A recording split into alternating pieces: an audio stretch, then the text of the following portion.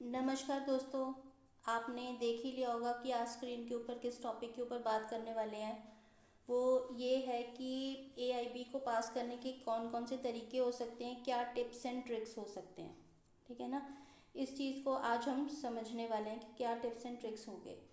देखो, आपको अच्छे से पता ही है कि अभी AIBE 18 का रिज़ल्ट आ चुका है। ठीक है। AIBE 18 का जो रिज़ल्ट आया उसके अंदर 51% के आसपास जो बच्चे थे वो फेल हो गए। पता है आपको ये बात कि 51% के आसपास के जो बच्चे थे वो फेल हुए हैं AIBE 18 में।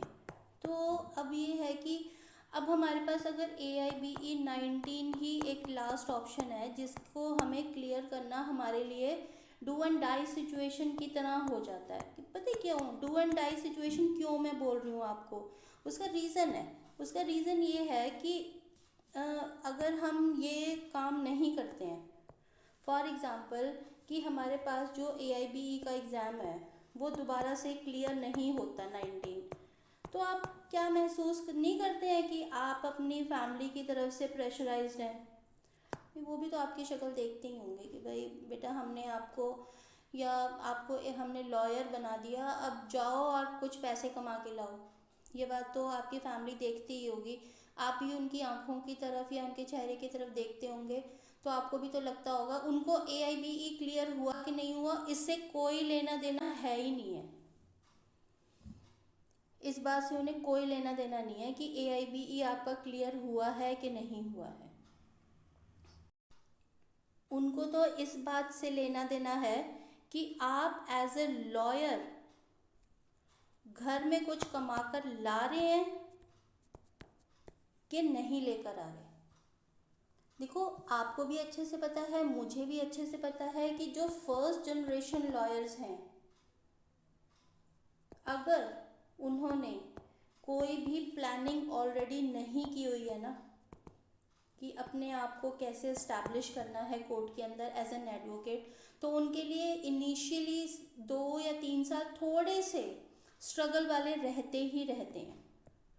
थोड़े से स्ट्रगलिंग उनके लिए इनिशियल के जो ईयर्स हैं, इनिशियल के 2 से 3 साल उनके लिए थोड़े से स्ट्रगलिंग रहते ही रहते हैं। मैं ये भी जानती हूँ कि आने वाले जो साल रहते हैं वो बहुत ज़्यादा फ्रूटफुल रहते हैं। नेक्स्ट जो ईयर्स हैं से आफ्टर 3-4 सालों के बाद आपका प्रोफेशन एक बार जम जाता है, आप बहुत सारी बारीकियाँ समझ जाते हैं, तो उसके लिए बाद तो जो भी आप काम करते हैं that is really fruitful. But पता क्या होता है, पर अब जो कंडीशन गवर्नमेंट की तरफ से AIBE को क्लियर करने की लग चुकी है वो तो हमें एक बार तो पास करनी ही पड़ेगा किसी भी हालत में, उससे तो अब हम पीछा नहीं छुड़ा सकते। वैसे मैंने बहुत सारी ऐसी वीडियोस बनाई हैं जिसके अंदर अगर आप AIBE को भी क्लियर नहीं कर पाते हैं, पास नहीं कर पाते, फिर भी हमारे पास कौन कौन से करियर ऑप्शंस अवेलेबल हैं इसके रिगार्डिंग मैंने एक वीडियो बना दी है ऑलरेडी। पर AIBE को क्लियर करने वाले बच्चे भी बहुत ज़्यादा हैं जिनको लगता है कि इसको क्लियर करना is a must for them. Society में प्रेशराइज हैं पेरेंट्स की तरफ से, फैमिली की तरफ से, फ्रेंड्स की तरफ से, और खुद की तरफ से भी प्रेशराइज होते हैं। यार मेरे से AIBE नहीं निकला, मैंने 3 साल लॉ के ऊपर अपने लगा दिए, 3 साल की पढ़ाई कर ली, अब मुझसे AIBE क्यों क्लियर नहीं हो रहा या नहीं होगा, मुझे किसी भी हालत में AIBE को क्लियर करना ही करना है। आज इसी टॉपिक से रिलेटेड मैं एक वीडियो लेकर आई हूँ। मैं कुछ आपको ऐसे टिप्स एंड ट्रिक्स शेयर करने वाली हूँ जो आपके लिए बहुत ज़्यादा आसान हो जाएगा उस चीज़ को मैनेज करना। इसको देखिए, AIB ऑल इंडिया बार एग्जामिनेशन को क्लियर करने के लिए कुछ ज़रूरी टिप्स हैं जो आपके लिए हेल्पफुल हो सकते हैं। ठीक है, वो कौन से हैं जो आपके लिए हेल्पफुल हो सकते हैं उसको देखिए। सिलेबस को समझो। सबसे पहले सिलेबस को समझो। AIBE का सिलेबस और एग्ज़ाम पैटर्न को थॉरली समझना बहुत ज़रूरी है। बार काउंसिल ऑफ इंडिया की ऑफिशियली वेबसाइट से सिलेबस डाउनलोड करें और उसके अकॉर्डिंग अपनी स्टडी प्लान बनाएं। देखो, आप ये बहुत इंपॉर्टेंट टिप है क्योंकि आपको ये पता होना चाहिए कि फॉर एग्ज़ाम्पल की बात है, IPC, एविडेंस, ठीक है, कॉन्स्टिट्यूशन, और CRPC, family law, mostly paper जो कवर हो रहा है वो इन्हीं के अंदर से हो रहा है। ठीक है, फॉर एग्जाम्पल की बात है, अभी आप एक बार नंबर का जो उन्होंने शेड्यूल किया हुआ है उसको आप एक बार चेक कर लेना वेबसाइट पे जाकर BCI की, कि क्या उनका सिलेबस है पैटर्न और कितने नंबर का है। फॉर एग्जाम्पल मानते हैं कि IPC को 10 नंबर दे रखे हैं, एविडेंस को भी 10 दे रखे हैं, कॉन्स्टिट्यूशन को भी 10 दे रखे हैं, CRPC को भी 10 दे रखे हैं, फैमिली को मेरे को लग रहा है 8 दे रखे हैं। 10, 20, 30, 40 और 58। ठीक है, 10, 20, 30, 40, 48 नंबर का जो पेपर है वो इन 4 सब्जेक्ट्स के अंदर से ही आने वाला है। ठीक है, एक सब्जेक्ट और कोई देख लो 2 नंबर का जिसके अंदर से, मतलब 50 मार्क्स का जो पेपर है वो 4-5 सब्जेक्ट्स के अंदर से ही आ रहा है। तो अगर आप इस चीज़ को समझ लेते हो कि कौन सी चीज़ कौन से कितने नंबर का पेपर किस सब्जेक्ट में से आ रहा है, तो आप क्या करते हो, आपके लिए वो आसान हो जाता है। फिर आप दूसरे जो सब्जेक्ट्स हैं जिसके अंदर से 2 नंबर का पेपर आ रहा है उस पर बहुत ज़्यादा टाइम वेस्ट ना करके इन सब्जेक्ट्स में से जिसमें से सबसे ज़्यादा नंबर का पेपर आ रहा है उस पर ज़्यादा कंसंट्रेट करते हो। आ रहा है आपको समझ ये बात? तो इसलिए ये बहुत ज़रूरी है इस चीज़ को समझना कि सिलेबस क्या है और कितने नंबर का पेपर किस सब्जेक्ट के अंदर से आ रहा है, ये समझना बहुत ज़रूरी है। आगे देखो, रेफरेंस बुक्स और बेयर एक्ट्स। रेकमेंडेड बुक्स और बेयर एक्ट्स पढ़ने पर फोकस करें। बेयर एक्ट्स स्पेशली इम्पॉर्टेंट है क्योंकि AIB को मेजर पोर्शन उसमें से ही आता है। देखो, किसी भी रेफरेंस बुक को आप पढ़ लेते हो या बेयर एक्ट को तो पढ़ना इज़ ए मस्ट। जो बेयर एक्ट है उसको तो पढ़ना इज़ अ मस्ट, इसको तो आप छोड़ ही नहीं सकते, इसको तो आपको पढ़ना ही पड़ेगा किसी भी हालत में, इसको तो आपको पढ़ना ही पड़ेगा। बेयर एक्ट को तो पढ़ना ही पड़ेगा क्योंकि आपकी जो नॉलेज है वो यही चेक हो रही है कि आपको बेयर एक्ट कितना पढ़ना आता है। आप बेयर एक्ट में से कोई पॉइंट नहीं समझ पा रहे, आप किसी रेफरेंस बुक को समझ के उसमें से पढ़ लेते हो, उसको समझ लेते हो, that is a different thing.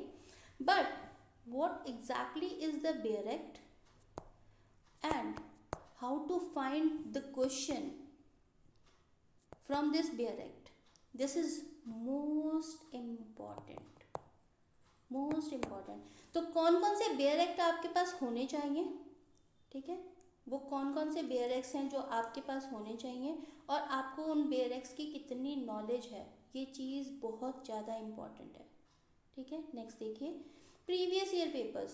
पिछले सालों के क्वेश्चन पेपर्स और सैम्पल पेपर्स सॉल्व करें, ये आपको एग्जाम पैटर्न और फ्रीक्वेंटली आज क्वेश्चन के बारे में आइडिया देंगे।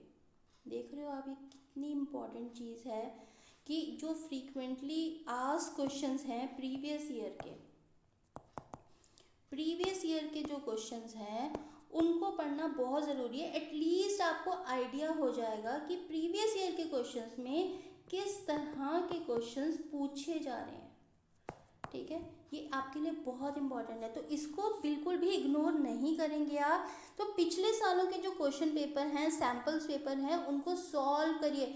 मैंने आपके लिए एक वीडियो पहले भी बनाई थी कि इस चीज़ को मान के चलिए, जब आप फर्स्ट टाइम कोई प्रीवियस ईयर का क्वेश्चन पेपर सॉल्व करने लगते हैं ना, फर्स्ट टाइम करते हैं, आपको पता है 3 आवर्स का टाइम होता है हमारे पास, ठीक है ना। 3 घंटे के अंदर मैक्सिमम जो अच्छे से क्वेश्चंस मिल जाते हैं ना, वो 30 से 40 क्वेश्चंस ही अप्रॉक्सीमेट मिल पाते हैं। और हमारा पासिंग क्राइटेरिया क्या है, 40 से 45%। मतलब अभी भी आपको श्योर नहीं है, 30 या 40 क्वेश्चन आपने ढूंढ लिए तो 40 के 40 तो सही नहीं होंगे, हो सकता है इसके अंदर से 20 क्वेश्चंस आपके सही हो जाएं। अभी भी 25 क्वेश्चंस का टारगेट आपके पास है और वो टारगेट है जो बेयर एक्ट में अवेलेबल है ही नहीं। अब क्या करोगे, तो जिस बंदे को तो जिसने तो बेयर एक्ट्स को पढ़ा हुआ है, जिसने तो बेयर एक्ट्स को पढ़ा हुआ है उसके लिए तो फिर भी कंपैरेटिवली थोड़ा आसान हो जाएगा चीज़ों को समझना और उन चीज़ों को हैंडल करना। उस बेयर एक्ट में से उन चीज़ों को फाइंड आउट करना कंपैरेटिवली इजी हो सकता है। ठीक है, तो प्रीवियस ईयर के जो क्वेश्चन पेपर हैं उनको थॉरोली एक बार ज़रूर देख लें।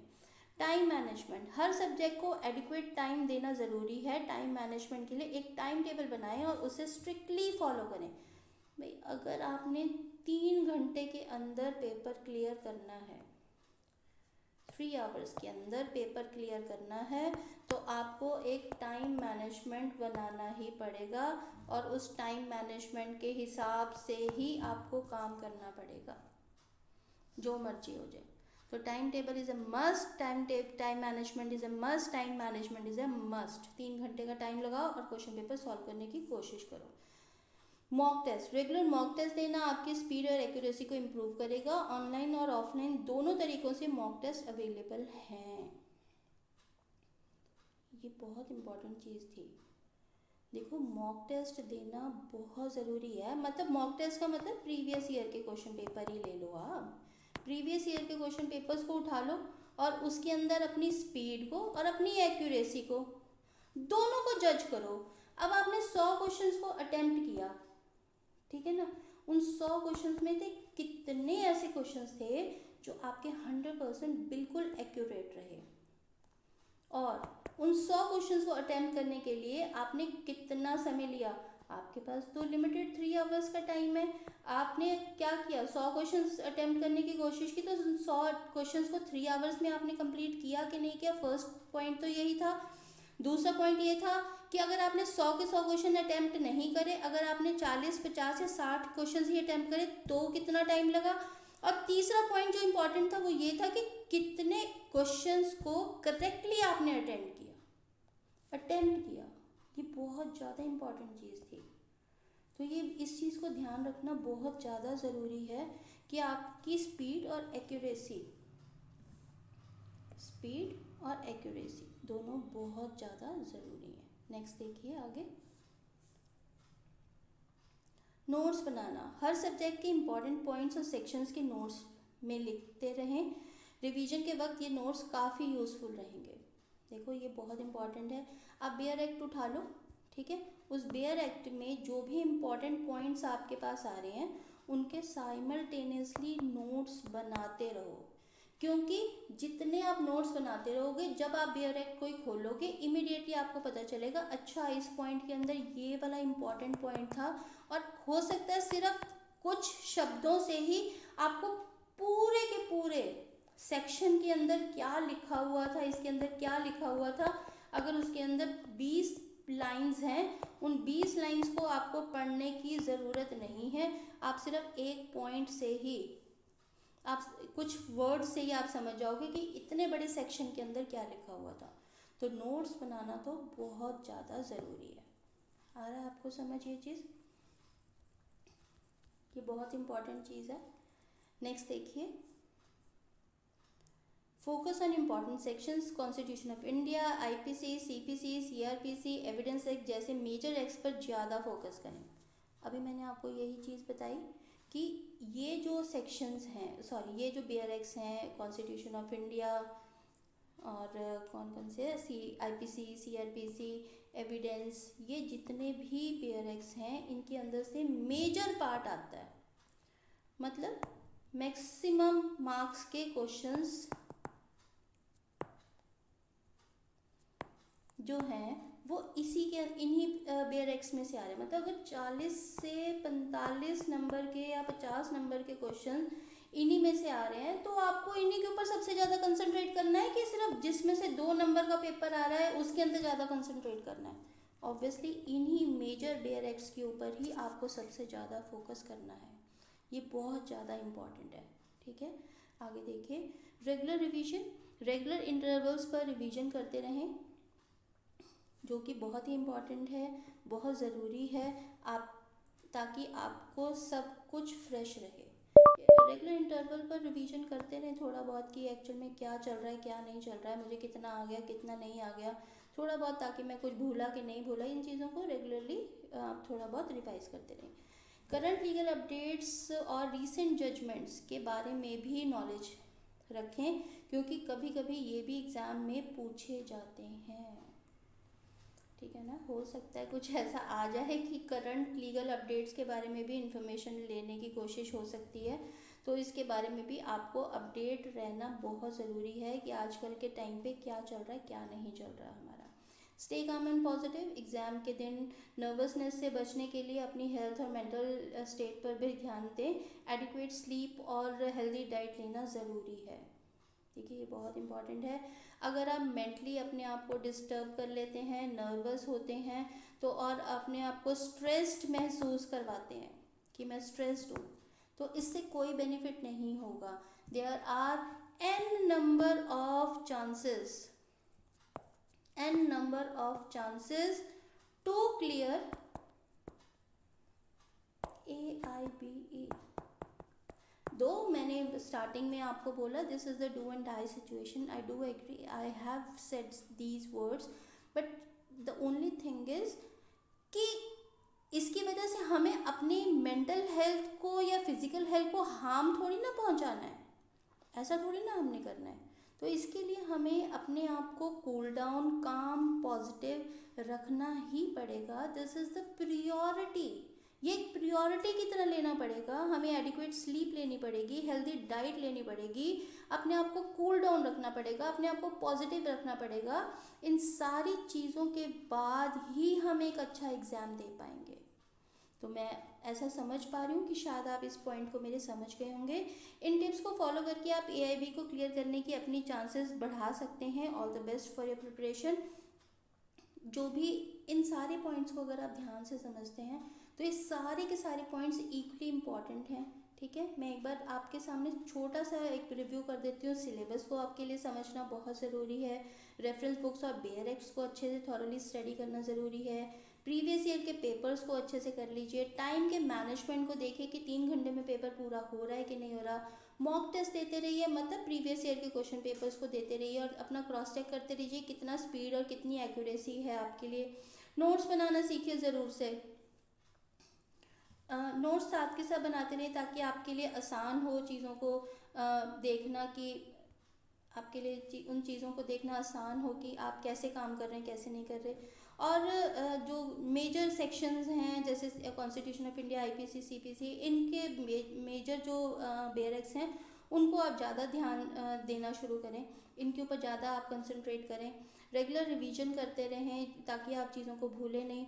Legal update, current legal updates के साथ भी अपने आप को अपडेट रखें। हो सकता है कुछ ऐसे क्वेश्चन हों जो लीगल अपडेट से रिगार्डिंग हो और करंट अपडेट्स हों, उनसे भी पूछा जा सकता है। प्लस अपने आप को काम और पॉजिटिव रखें, क्योंकि अगर आप अपने आप को स्ट्रेस रखते हैं या नर्वस होते हैं तो बहुत सारी चीज़ें हो सकता है आप गलती से गलत कराएंगे। पर अगर आपने आपको कूल डाउन रखते हैं, काम रखते हैं, पॉजिटिव रखते हैं और एडिक्वेट नींद लेते हैं, अच्छी डाइट लेते हैं, तो बहुत सारी चीज़ें पॉजिटिवली आपके फेवर में जाएंगी। तो ये कुछ टिप्स एंड ट्रिक्स थे जो मेरी तरफ से थे। आपको अगर किसी भी तरह से कोई भी इसके अंदर और आपको चाहते हो कि मैं किसी पर्टिकुलर टॉपिक के ऊपर आपके लिए वीडियो लेकर आऊँ, तो आप मुझे कमेंट सेक्शन में बता सकते हैं कि कौन कौन से सेक्शंस, कौन कौन से टॉपिक्स के ऊपर आप मुझसे चाहते हैं, मैं उसको रिसर्च करके आपके लिए लेकर आऊँगी। ये मेरे सारे पर्सनल व्यूज़ हैं, आप इनको फॉलो करते हैं तो आपके लिए ये अच्छा रह सकता है। तो मेरी तरफ से तो आपको बेस्ट ऑफ लक है कि इस बार AIBE 19 का जो एग्ज़ाम है वो आप सभी का क्लियर हो जाए। वैसे अभी तक AIBE 19 की एग्ज़ाम की कोई भी डेट नहीं आई है और ना ही कोई रजिस्ट्रेशन डेट का पता लगा है और ना ही कोई अपडेट है साइट के ऊपर। तो मेरे अंदाज से अभी आपके पास बहुत समय है अपने आप को बेयर एक्ट्स को अच्छे से थॉरली स्टडी करने का। तो आप अपने आप को अपडेट रखें, AIBE 19 की तैयारी करते रहें। मैं आप सभी को बहुत अच्छी इन्फॉर्मेशन देने की कोशिश कर रही हूँ, आपको अपडेट देती रहूँगी। मेरे चैनल को सब्सक्राइब करिए। मेरे साथ जुड़ने के लिए आपका बहुत बहुत धन्यवाद, शुक्रिया।